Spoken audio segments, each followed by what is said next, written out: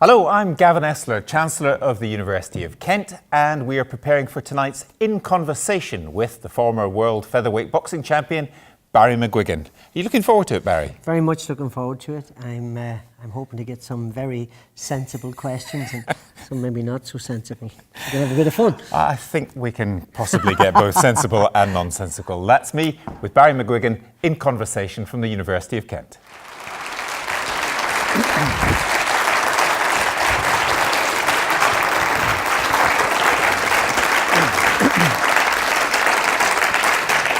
Hello, good evening, and could I add my thanks also to all of you who've contributed to the Kent Opportunities Fund, because I can't tell you how many students fall into that category of saying thank you for coming here tonight, and the money is put to very good use. Could I also say our thanks to those in the audience who have helped the University of Kent and Christchurch win the chance to build a great medical centre in Canterbury.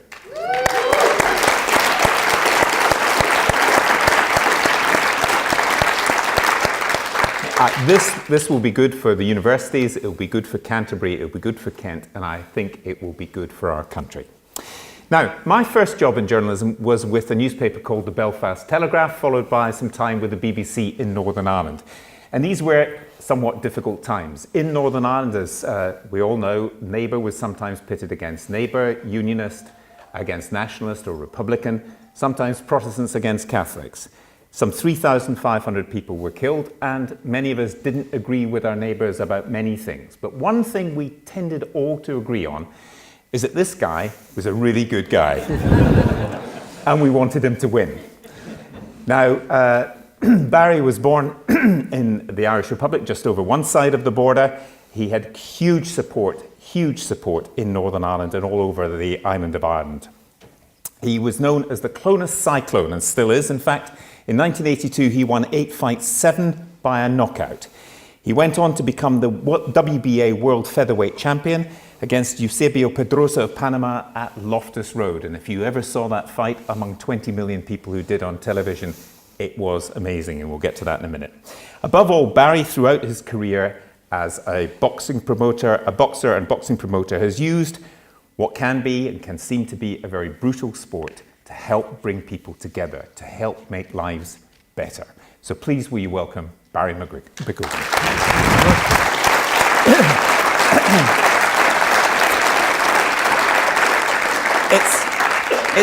It is a bit of a paradox, Barry, that a sport which is very tough and which involves a degree of violence brought people together in Northern Ireland during really terrible times. Well, more than that, Gavin, boxing in communities, not just in Belfast, but all over the country and all over the world, have the unique ability, because it's tough and a violent sport, it has the way of reaching troubled kids. And I use that sort of a euphemistic to the term, but it's kids that are from, in many cases, very troubled backgrounds and poor backgrounds. And you started off with the example of Belfast. And in Belfast, it had that more significance. It actually saved lives. These are kids that in the 70s, late 60s, 70s and 80s, that were fodder for the paramilitaries. And they were on the cusp. And these are just, kids that had full of energy and things weren't going right in their lives, and just they wanted to do something. And they were the perfect specimens for paramilitaries. And I'm serious when I say thousands and thousands of lives were saved through boxing. And boxing in both the loyalist side of things and the Catholic side of things. I know these amateur coaches I know them, Jerry Story, Michael Hawkins, all over the place, both in the Protestants and Catholic side, saved these kids' lives by getting them involved in boxing, giving them a purpose in their lives, giving them something to invest their time and their energies in. And it made, not of them didn't ever make it to the top, but it made their lives, it gives their lives some sort of focus and structure. And it saved their lives. They know it and they said it. I remember people in Northern Ireland at the time saying, when somebody was getting a bit out of order, would say, "I'll leave the fighting to McGuigan." Yes. Well, that was the slogan, and it was important. My wife is in the audience somewhere here, and we lived on the border, and it was a very fraught, dangerous time. And I was a Catholic, and I fell in love with this girl who lived across the road who was a Protestant. She went to school in the north, I went to school in the south, and so we started going out and we got married. And it was really in probably the worst time, in 1981, 82, 83, those were really violent times. The hunger strikes were going on, for example. Hunger strikes were going on, there was a lot of bitterness and nastiness, and I had to make a decision at that stage. Because I had moved out into the north, moved into the north, because that was really the hinterland of my support. And I was from the south, people were dying every day, and you were expected, and you'll understand this, particularly because you worked over there during the worst time, you were expected to sort of nail your colours to the mast. You were expected to, whether you were from one side or the other. That was a given. And I remember saying, I'm not going to get involved in that. I'm not going to be pressurised into doing that. I'm not going to do that. And my mother had a grocery business, and my dad was a professional musician. And we had people from both sides of the community who came into our shop and gave us a living. And and these were people I really admired and had great respect for, and I wasn't going to get involved in that. So I decided I was not going to wear colours that were going to alienate people. So I made my shorts out of the United Nations flag of peace, and we had the dove of peace on it. And my dad, instead of singing anthems, sang Danny Boy. Mm-hmm. And people said, oh, it was commercialism. I said, no, it wasn't. It was a way of me sort of circumventing all of this hate. And it had amazing effects. And we had people coming in, it's hard to believe this, but I had CBS in America, coast to coast, covering my 3 fights before I fought for the world title. And we were going, and because of the atmosphere, because of what was happening outside of the ring, and then people coming together and thinking, we love this kid, we love his, he can really fight, first of all, that's the first thing. And secondly, we want to get and show that we are human beings and we can get on with each other. And it was really unique. It was a very special time. It only lasted a couple of years, or 4 or 5 years, but it was very special. Can we back up a little bit and go to when you were a little boy? I mean, was it boxing that you wanted to do? Did you want to do? There's all kinds of sports you could have done. Was it only boxing, and why boxing? Well, I mean, I was a very energetic child, and I remember my mother was used to sort of the wild things I used to get involved in, and this woman apparently she walked into my mum when I was about 4 years old. She said, Kitty, I don't want to alarm you, but your son is on top of the pole in the diamond. I used to climb up the pole and sit on the top of it. Oh, she said, no, that's all right, he does that all the time. So that's the sort of behaviour I used to get involved in. So very energetic boys, a kind of euphemism for being a real pain to your mother. A lunatic. But I used to be a decent runner and a fairly decent player, a soccer player. Gaelic was too much for me because I was too small, and when I used to jump up, the guys would hit me with their elbows on the heads, and then we'd get into tussles and I'd get chucked off and all of that sort of stuff. So tussles, that's another euphemism. I think you can work that one out yourselves. So I was a good middle distance runner, and then I used to hang out with a bunch of guys called the McCurtain Street Hotspurs, and there was a fella called Leo Strong and Liam Flanagan and Rex Flanagan. There's about 12 of us, and we went into this old derelict building that was owned by a guy called Frank McGuigan, and we found one pair of gloves, and we each got a glove, and I was fortunate that I got the right glove, and we boxed each other, and I pounded the head off most of them, So and they were all considerably bigger than me. And I thought, well, I could be good at this. So I got my father to bring me out to the local club. Let me quantify that. It was about 9 miles out the road. And it was on the border. And you'd have to go over the border 3 or 4 times before you get to the club. And so you go into the north and into the south and into the north and into the south, and then the club was there. And so we went out about half a dozen times, and my father says, that's the last time I'm taking you out to this club if nobody turns up. And so we waited for an hour, and I said, don't go yet, because he was a musician and he travelled away 4 nights a week. And so he said, I've got to go. And I said, no, wait. And this guy came walking up the hill, a guy called James Little. And I said, oh, this looks promising. And he opened the door, and that was it. And I got into the club, and I just was mesmerised by the boxing gloves and the punch bags, and that was it. That was the beginning of the start of my boxing career. And there were a lot of murders along the border.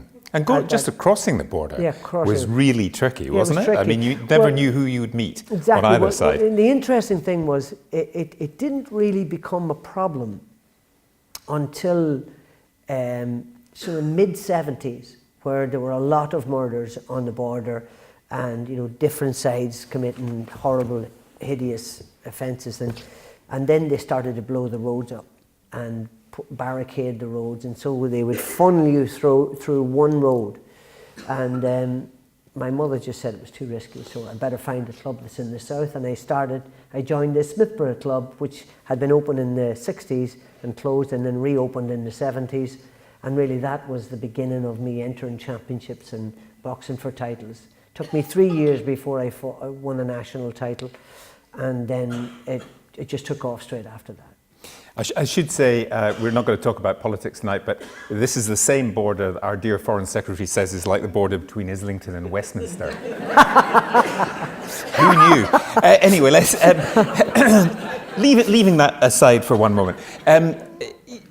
Do you think, as you move towards being world champion, do you think it was clearly hard work and it was clearly talent? But do you have a thought about yourself as to whether it was really talent and ambition that got you to where you got to, or was it just every day the grind of doing it? No. It's you have to. I mean, it's interesting because what I do now is I develop talent with my son. He's my youngest guy who boxed for Aylsham out in the other side of Canterbury, and he won a couple of national titles. And I trained him at that stage, but he now coaches my boxers, and he is an exceptional coach. Very, very smart, very young, and he has embraced strength and conditioning, and he's very, very, very good at what he can analyse things very quickly. He works out tactics. He worked the corner of George Groves. George had 3 attempts at fighting for the world title and didn't get across the line, and Shane had him, and in 11 months he won the world title on his 4th attempt. Now that, you asked me a very important question. You asked me about, is it determination and is it hard work? It's both. You have to have natural ability. Here's the mandatory things. You need to have a good punch. You need to have explosiveness. You need to be an explosive athlete. So you have stamina athletes and you have explosives. You need to be explosive because you can train explosiveness to have endurance, but it's very difficult to train a guy that hasn't got power to have power. You need to have a good chin, which is very important, and it's at the end of the day, if you can't take a good shot, there's no point in having a terrific punch and being a beautiful boxer. If you can't take a belt on the old Vera Lynn, you're in trouble, So you need to have that, you need to have heart, but above everything else, because everybody has ability to a certain extent, but the top guys, they have all the ability, and they have heart, and they have drive, and they have chin, and they have power. But drive is crucial. I mean, it's interesting, I'm talking about George, and I'm bigging him up. Every day in the gym, all the young kids that are really ambitious and hardworking, he outworks every one of them because he really, really wants to be the very best. And that, for me is an example of, you really have to have it. Now, I had real ability, natural ability. I had long arms, 70-inch reach, 5'6", but I had a 5'10" reach. Look at the size of my hands, huge, big boulders. So I had big boulders on the end, and I could really punch. And I had a good chin, and I had decent explosiveness, but I had drive. I really, really wanted it, and I worked really, really hard. And I knew that, the interesting thing is I knew when I got to 29 and I had my last fight, I knew it was time to stop. And I remember the great Alexis Arguello, who, well, most of the young people who won't remember unless you're into boxing. Alexis Arguello beat Jim Watt for the world lightweight title, but he won 3 weight divisions and should have won a 4th. But he was an extraordinary fighter. He's from Nicaragua, fantastic fighter. They call him the explosive thin man. And he said, I remember him saying, they always say it's the last one to know when it's time to quit. He says, they say the boxer. He says, but I want to be the first. And the interesting thing is that since that, and I agreed with him 100%, I said yes. But since that, I've discovered in actual fact that the boxers are the first ones to know, but the last ones to admit it to themselves. Nearly always for financial reasons, or because they miss the roar of the crowd, or the affirmation, or just missing being the top performer. But I got out at 29 and I said, that's enough. I've had enough. I know the fire's not there anymore and it's time to stop. Can I ask you what might seem like an idiotic question, but when you are taking punishment in the middle of a fight that you want to win, does it hurt? Yes. Just wanted to check. Yeah. So when you just keep going on... Well, people say it doesn't hurt. And what happens is it does hurt. But what you do is you build up a tolerance for pain. And as you get more experience and you fight higher level of opponents, and what happened in the amateur game was, they introduced head guards after the Los Angeles Olympics, I think in 1984. They introduced head guards. And then, of course, when you turn professional, there are 2 really important things. The punching surface of the glove is like that when you're in an amateur fight, but in a pro fight, it's like that. Much thinner. And much thinner, and you don't have a head guard. So you don't know whether guys can take a shot until they've taken the head guard off. So you look at talent, and for me now when I'm developing talent, you look at guys, they look great, but you have to see them without the head guard on. Because that you have to know whether they can take a shot or not. But so I've forgotten the question. Well, it was basically, does it hurt and how do you cope with it? And you get through it. It does hurt, and you build up a tolerance to pain. And as you fight better opponents and better sparring partners, you get hit harder and you get hit more often, and you learn how to cope with that. And you develop your neck muscles and you develop your abdominal muscles, and you work. The strength and conditioning is being able to build your body so that you can absorb punishment, because that is a key part of your makeup as a fighter. You have to be able to absorb punishment. And in many cases, I remember Chris Eubank, and some of you will remember Chris Eubank Sr., and with the greatest respect in the world, he wasn't a great fighter. He was very, very good, but he had an incredible ability to digest punishment.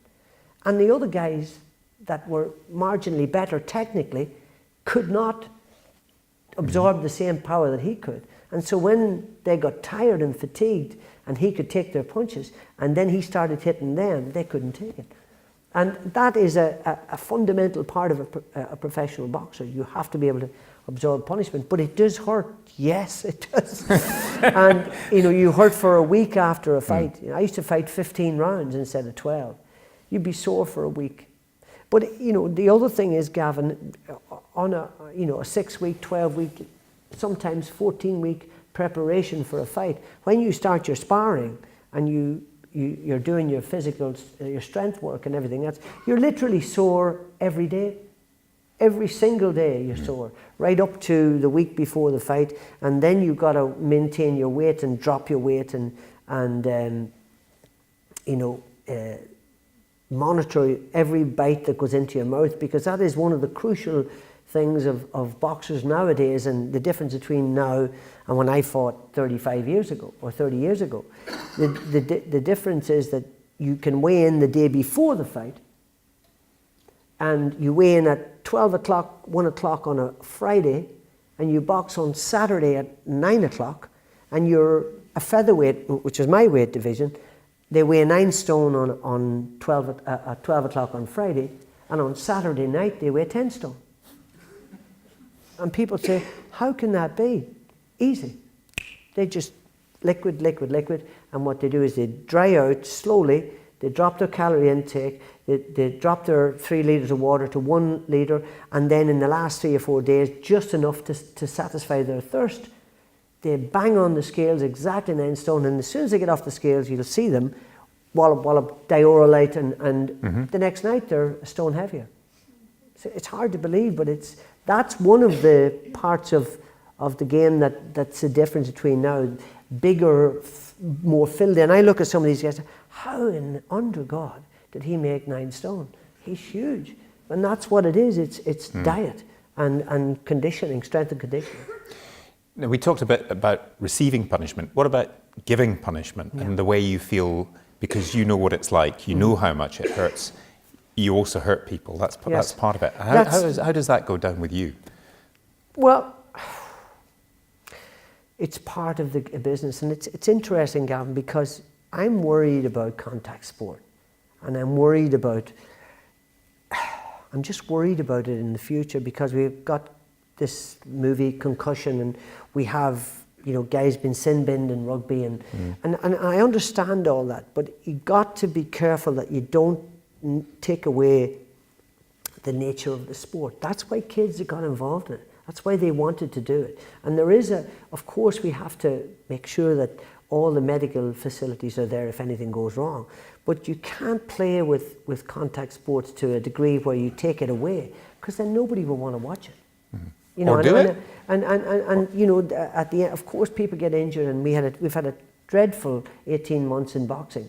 For 25 years, it was relatively free, and then we've had 3 deaths in a space of 18 months, which is horrible, and we just hate it, and it's just terrible. But it's in contact sports, you're going to get hurt, you're going to get injured, and we can do our level best to make sure that guys can recover, and they've got the very best medical help and support. If I listed you the actual medical rules of the British Boxing Board of Control, you have to have an MRI scan, you have to have an MRA scan, you have to have a psychometric test, you have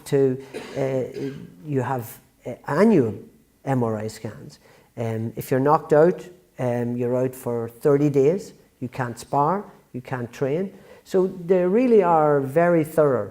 And what they do now, and the one thing that there is maybe a little bit of improvement, is the one thing I talked about was the dehydration and the rehydration. That's the one area that we think is connected with head injury. We've got to make sure about that. When you get young boxers, young talent, young people, and you made very eloquently the case that sometimes from troubled backgrounds who would get into a different type of trouble. Yes. How do you balance that? If they say to you, Barry, or the parents say to you, should he really be boxing? What's going on here? How do you balance that in your own mind? I say absolutely, it's the best thing for them. They should take part in boxing. As I mentioned to you, the close cell foam, they don't wear head guards anymore, but they're still, they're very safe, they're very competitive. The weight divisions are very, very, very similar. Age groups, you've got 11-year-olds boxing 11-year-olds, you've got 12-year-olds boxing 12-year-olds. So they've really got it down to a fine art, and it's a fantastic sport. I traveled the world, I got to meet people, I got to travel and have the most phenomenal time and experience. And education, because I was inquisitive, because I wanted to meet and wanted to know about Muhammad, or wanted to know about guys from different countries, and I wanted to know all about them, and therefore I was keen to find out about their religion and their background, and it was just a great education for me to travel all over the world and to win international tournaments. And you don't win everything, and I lost in the Olympic Games, and I lost in the European juniors, and there was disappointment, but it was the greatest thing that ever happened to me. For any parent that's in the room here and their kids want to box, absolutely let them do it. because they'll have a chance to experience it. It may not work out for them, and they may not like it, and that'll be apparent fairly quickly. But it's a great chance for these kids to become part of this boxing family, and to get to travel and meet people and enjoy themselves, and to go places that they sometimes would never be able to go to. And it's great for them. I'll throw open to questions from the audience in just a moment. But I wanted to ask you about the Pedrosa fight. Yes. I wanted to ask you about the point where you became world champion. Yeah.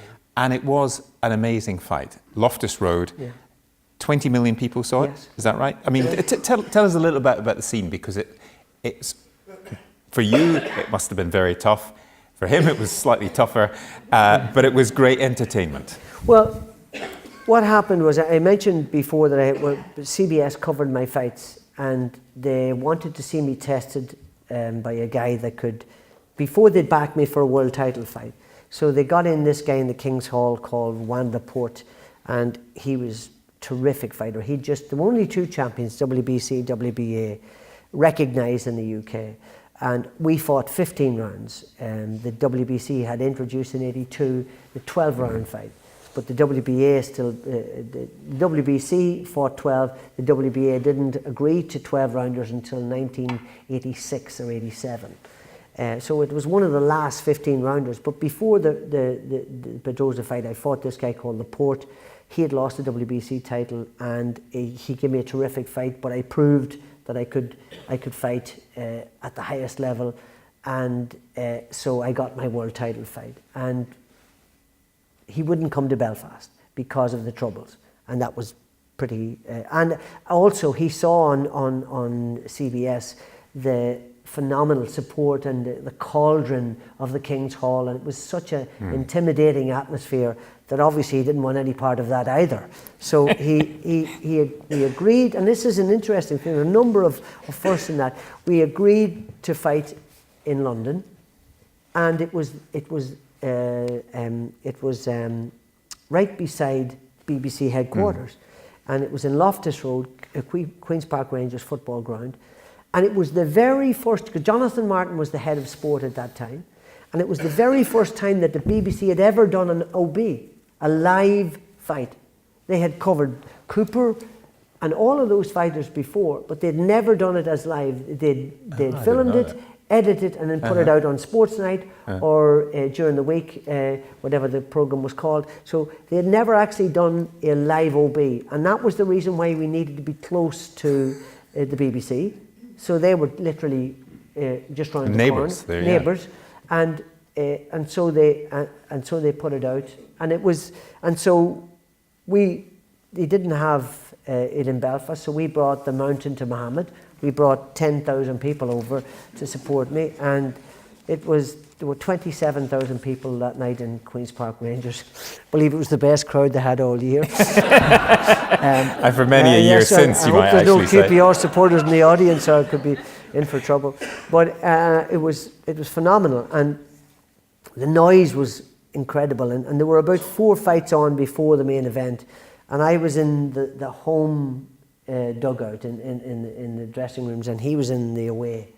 And coming out to that atmosphere was incredible, and I get into the ring, and we came out, and it was shortly after the Heysel disaster, which was terrifying, and they were worried about the crowd and whatever, but they weren't worried enough to actually get the barriers sorted out. So I came out, and all the Irish fans, like they were just, yeah, you're going to sit in your seat? Yes, absolutely.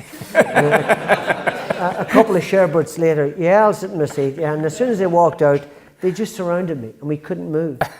And it took us 12 minutes. Like, you know what it's like on television. 12 minutes to get from the dugout to the ring itself. Producer was having a heart attack. So they were having nightmares, and you can imagine what American TV were having as well. So anyway, we got to the ring, and then Pedrosa came in, and the atmosphere was incredible, and Dad got up and sang Danny Boy, because that was our anthem, and everybody sang it back with him, and it was amazing. Irvine Welsh, who wrote Train Spotting and all of that, was in the audience, as was Lucien Freud. the Peter. So they were all boxing fans. And he was there, and he said, he turned around when my dad was singing Danny Boy, and his father was crying. And he had a taciturn relationship with his dad. And that was a great memory for him, you know, because they became great that night, and they're great friends, and the fight was good. And I remember the fight itself. I mean, my style of fight must have I can remember literally every punch. You know, it's just like you get older in life and you forget things, but this thing is seared into my memory.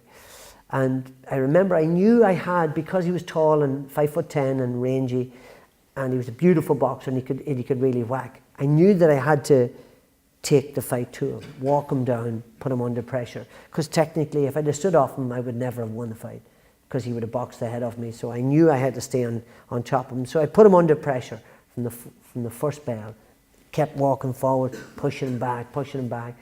And he hit me with lots of punches. And he hit me so many in the fourth round, I thought it was bloody surrounded. But I got into it, and in the seventh round, I caught him with a right hand, knocked him down. I got up again, and I thought I had him, and I rushed at him and threw punches, but he went back to the ropes, and he put his hands up like that, and I went, well, he's not in that much trouble, you know. And then I had him in pretty bad trouble in the ninth, and I had him out on his feet in the 13th round. But like the laudable champion he was, he held on in there until the 15th round. So I knew at the end of it that I had a very good chance, but you're never quite sure. And then the referee announced that I was the winner, and everybody who had behaved themselves, believe it or not, they trampled all over the media to get up into the ring. And the guys were saying, and Tom Crane was a great Irish independent writer, and he says, somebody stood on my head to climb up into the ring. But it was bonkers, and I went home. Another interesting story. My mother and my sister Rachel and my auntie Breege were the only ones in the family that were still in Clonus, and everybody had a great night. And by the time we had this big old tea mill, it was a house on the Diamond, and there were 3 stories, and my mother and Breege got off to bed about sort of 2 o'clock, and everybody celebrated into sort of early hours of the morning.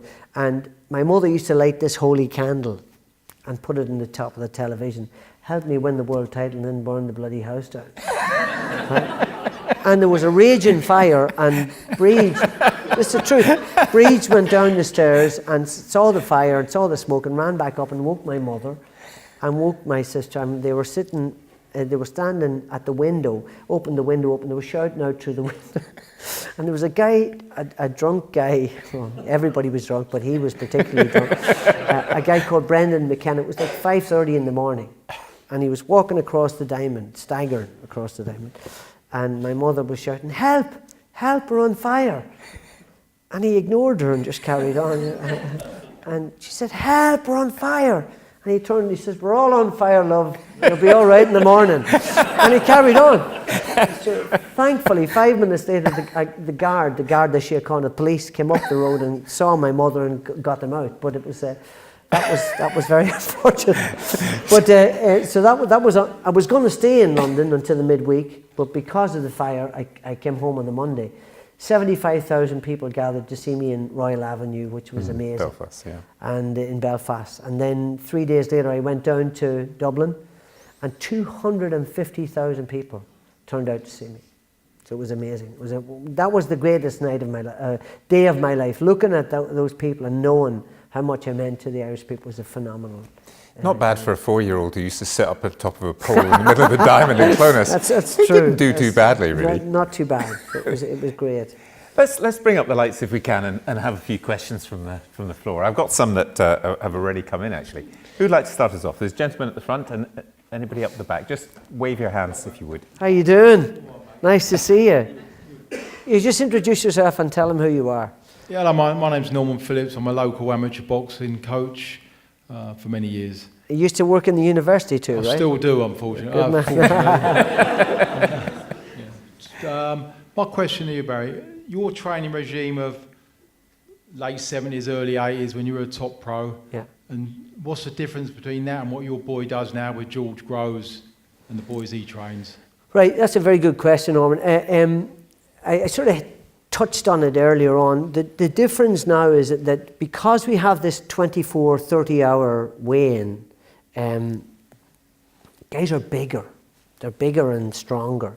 And so they do strength and conditioning really every day. So they do either I'm telling a lie. So they do strength and conditioning 4 days a week. So they'll do different body parts, and they'll do sport-specific programs just for their style and size and weight division.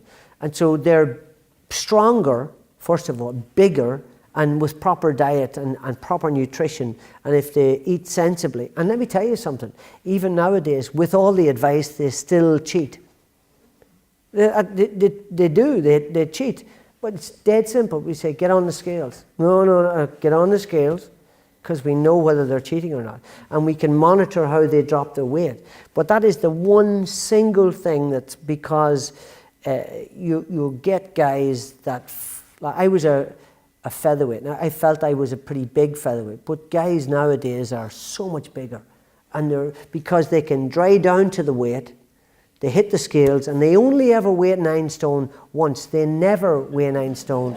Seriously, they never weigh 9 stone in training. Whereas, like for example, when I fought in 1983 for the European title, I fought a guy called Valerio Natti, an Italian guy. And I was on the weight 1 month before the fight. That would never happen nowadays. I mean, George is like, he boxes at 76 kilos. He walks around at 86 to 90. So he will come down slowly, and he'll hit the scales and he weighs 76, and the next day he's almost 14, 16 pounds heavier. That's the one single difference between the fighters nowadays and back then. Because I weighed in at 12 o'clock and I was getting ready to go to the boxing hall or wherever the venue was at 5, 6 o'clock. And you too, Norman, you would have done that cross because you were a pro fighter too, right? That's right. So nice. He's been very humble. So you had that crossover from, or maybe you didn't. Did you weigh in on the day of the fight, or did you weigh in the day before? I boxed in Germany. I boxed professionally in Germany. So yeah. We didn't. Did you weigh in on the same day? That's what I'm saying. So a lot of the amateurs will weigh in on the same day. They'll weigh in the morning and they'll box in the afternoon or evening. Whereas, the pros will weigh in on Friday at lunchtime, as I say, and will box on Saturday and even if they're preliminary fights, they won't be leaving go to the arena until 4 o'clock, 5 o'clock. So they can put on a stone weight. And if you're not putting on a stone weight, you're not in the right weight division. It's as simple as that. I've got a kid at the moment who's 5'9". He's from Edinburgh, 5'9".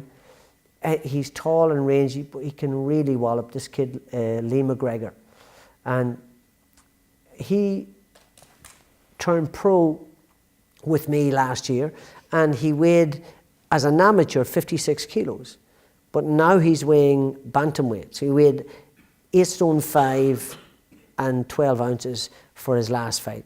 And he's tall and rangy, and by the time he weighed in the following day, he's probably 10 pounds heavier.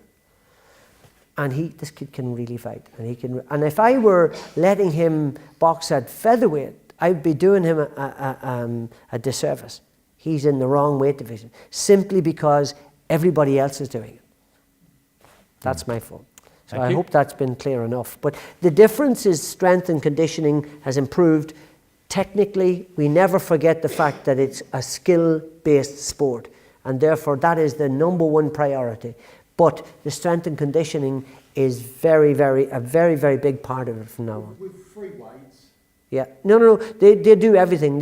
You do, for example, compound exercises like squats, deadlifts. You'll do leg press. You'll do shoulder press. You'll do lateral raises.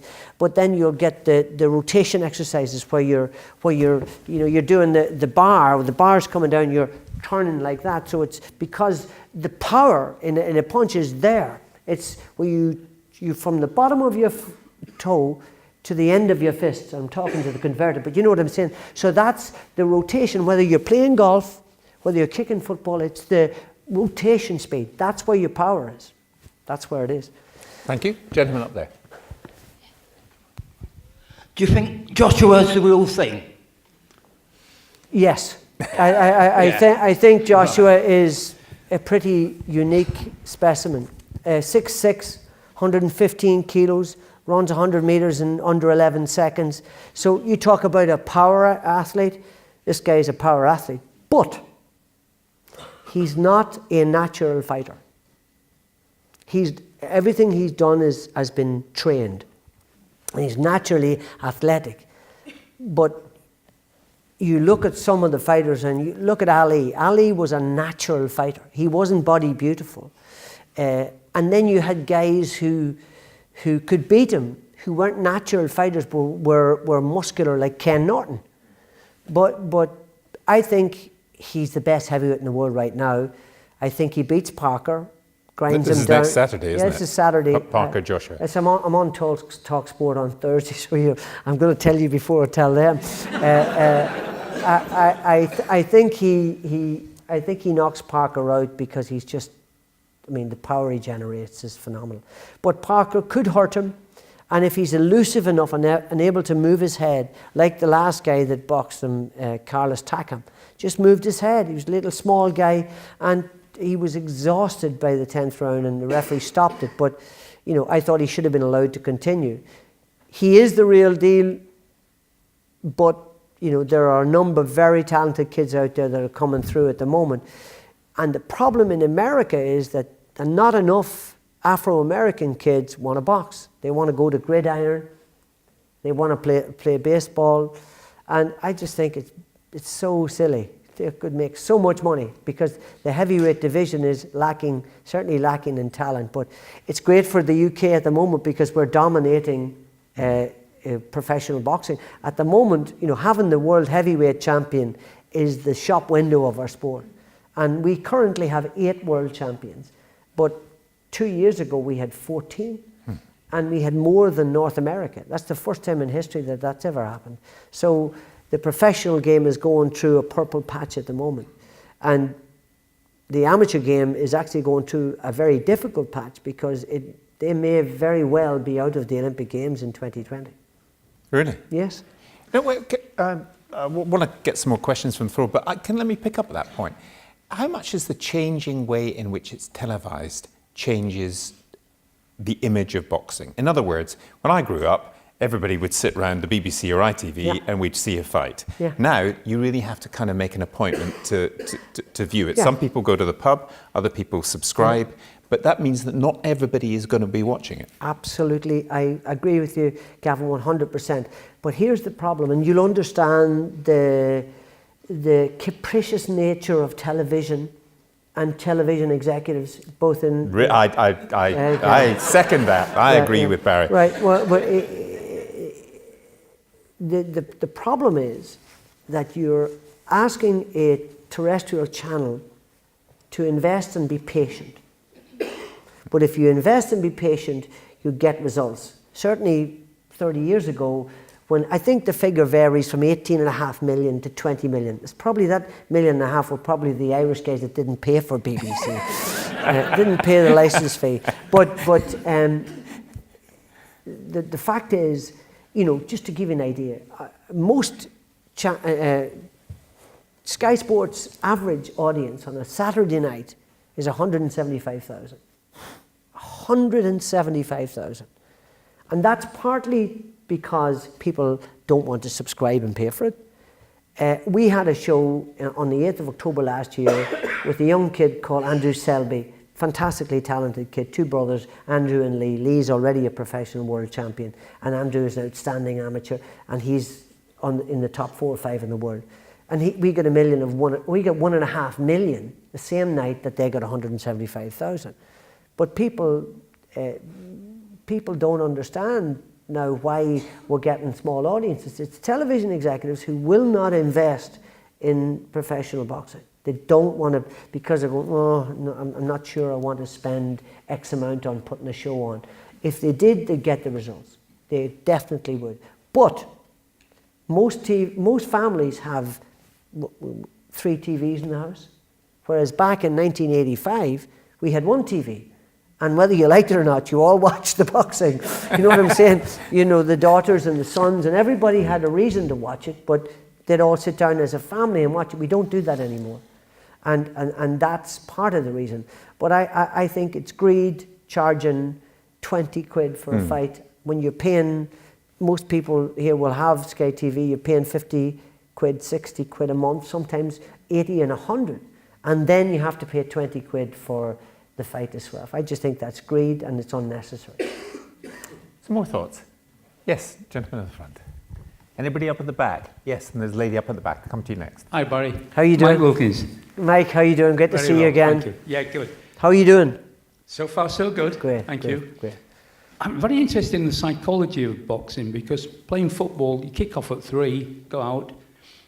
How do you cope from, say, Friday to Saturday to sitting in your dressing room, knowing you're going to fight the best person in the world, who his whole aim is to knock your head off? Yeah.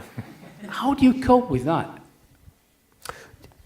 You get accustomed to it, Mike. You take time to, you start off in the amateurs, you've done well, and then you go into international competition, you've done well there, and then it gets progressively more pressure, big. And, fighting somebody in the first place is pressure. But the more you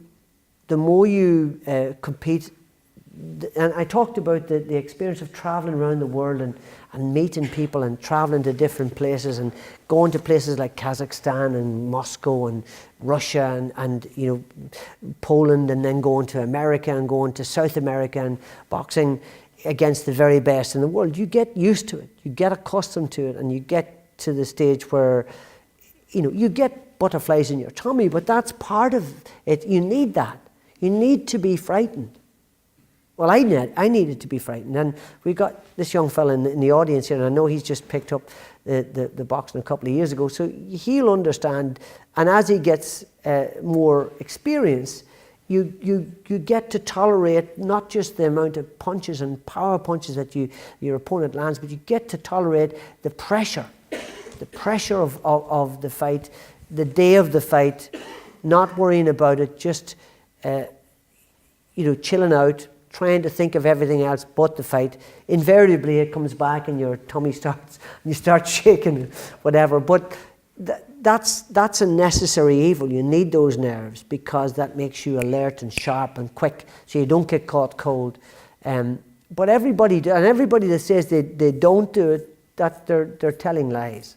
I know, because the louder the guy, you can almost be sure that he's the most nervous.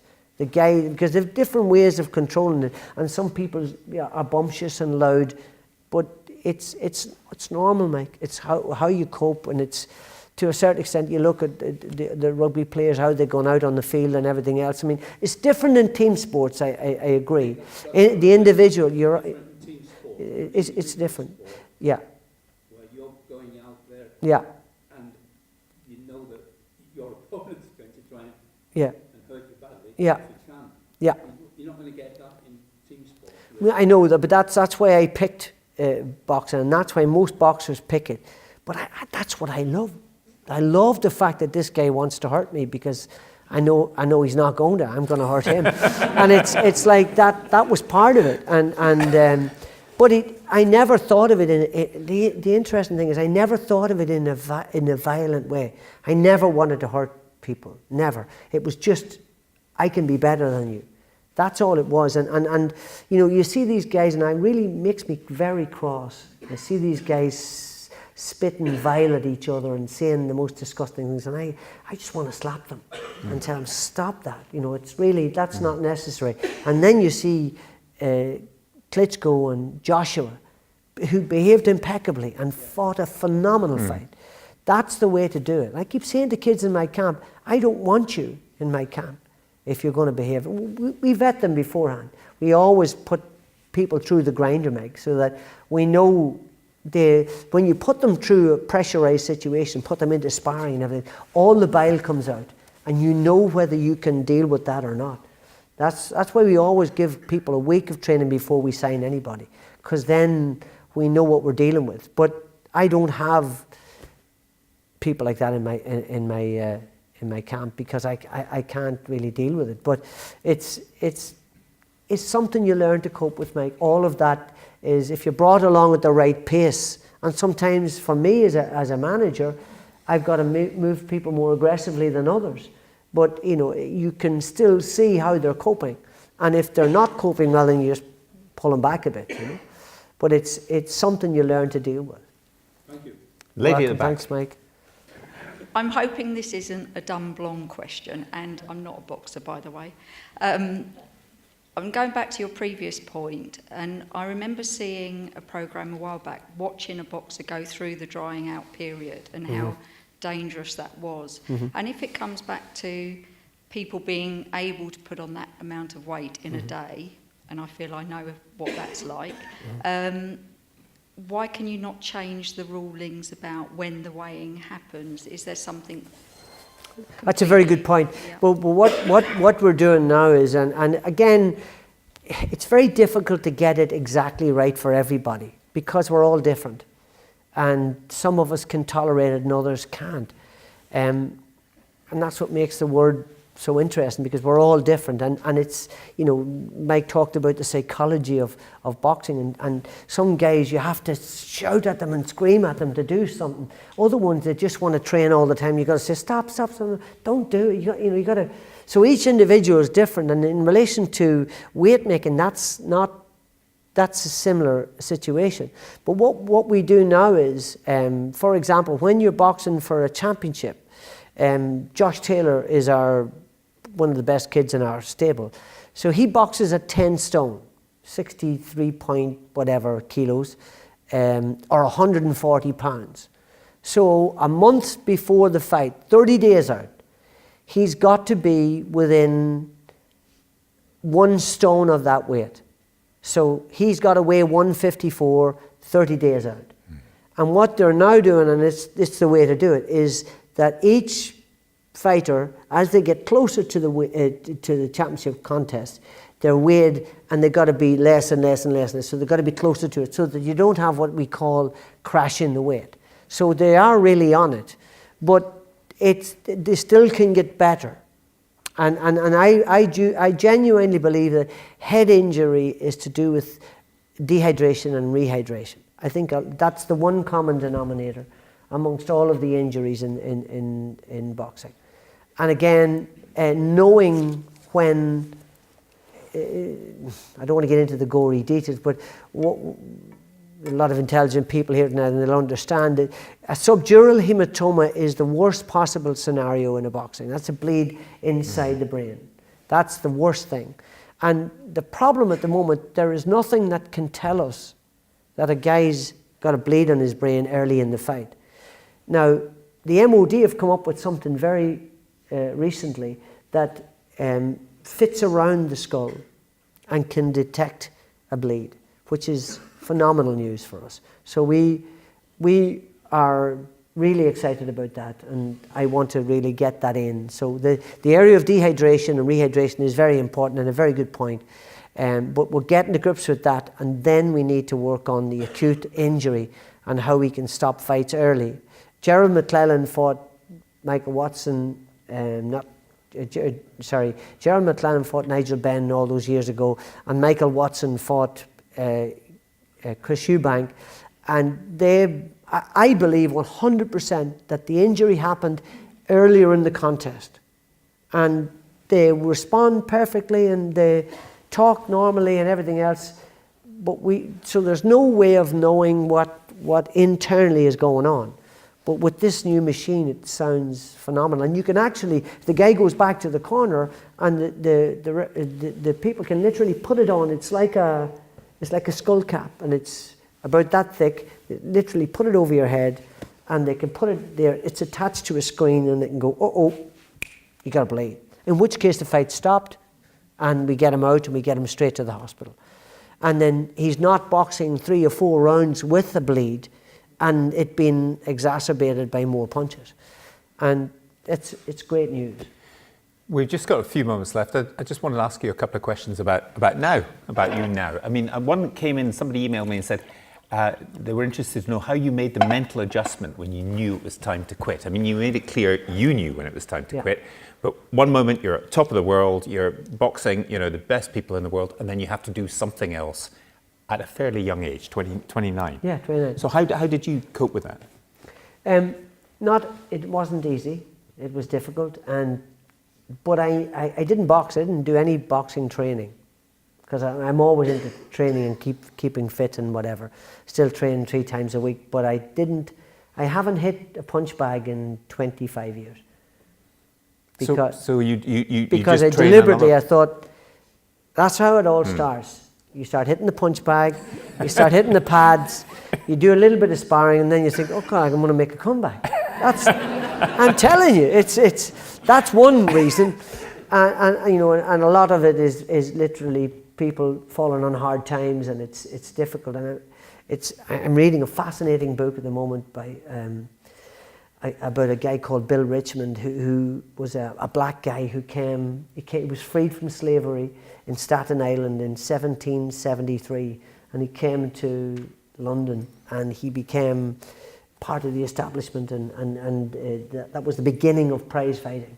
Fascinating story, but you know, making the adjustment from not fighting to from fighting to not fighting and training twice a day every day wasn't easy. It's just a matter of, but the great thing is I occupied my time. I got straight into commentary and writing about boxing, and so I just completely and utterly, my wife sitting in the audience, I was away far more than I was when I was boxing, because at least when I was boxing I was at home every day, and then I would go to camp.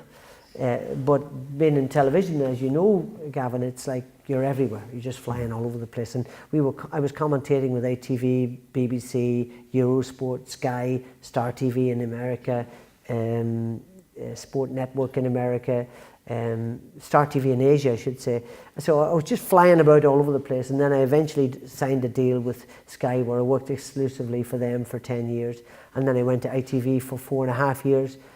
And then I just got sick to death of commentating. I'm just thinking, you know, this is easy. It's easy to comment on people. It's altogether different to develop talent and to actually produce talent. And I'd been asked 1,000 times, oh, please manage me, please train me, please promote me or take me under your wing. I went, no, I can't do it whilst I'm doing this commentary stuff. And I, you know, it was good money on the TV commentary, and I just thought, you know, I loved it, but I just got so fed up with it, and you know, easy to, and I was looking at kids and thinking, I'm gonna start developing these kids. And then it just so happened that Shane had finished his amateur career, and he was doing strength and conditioning, and I asked him to look after one of the boxers when I was away for a long weekend. Sandra and I went out to Mallorca, and we came back, and the boxer said to me, "You've lost your job.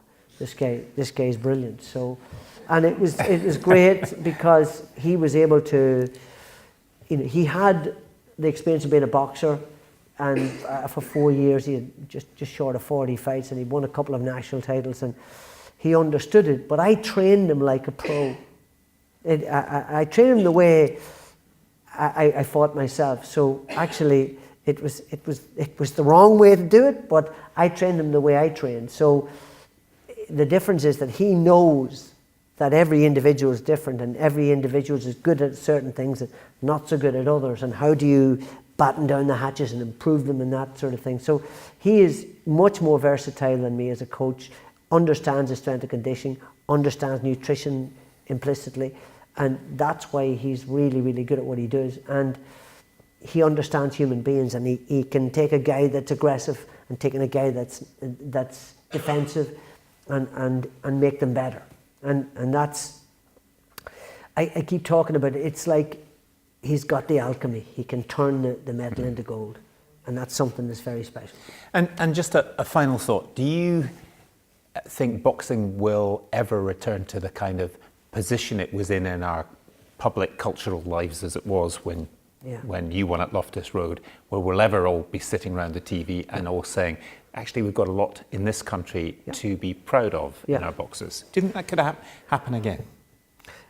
I don't think we're ever going to get those big numbers again, because I think television has changed forever. We now have 500 channels.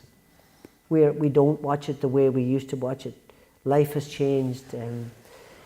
Social media has changed. We watch everything here. We read everything here. Papers are going out of date. All of the newspapers are under increasing financial trouble. Because we watch everything on a laptop or big phones. I read everything on my phone these days. So it's I think it's changed inexorably. I don't think it'll ever come back to that. But is there a future for boxing on terrestrial TV? Undoubtedly. It's just about them apportioning the budget. Simple as that. Because people still love boxing. They've always loved it. As I mentioned about reading a book about thousands and thousands of people would travel for miles to watch boxing all those years ago, 300 years ago. And it's no different now. Look at Joshua. Look at the exposure he gets. And if he were on terrestrial TV, he would get those huge numbers again, most definitely. It's just about whether or not they're willing to invest the money in it. And sadly, most subscription channels have the money, and that's what you're up against. On that note of money, I'd just like to say thank you again for all your contributions to the Kent Opportunities Fund. There may be some people with shaking buckets on the way out, so do feel free to put in some more loose change. But for now, thank you, and thanks to Barry McGuigan. Thank you very much. Thank you.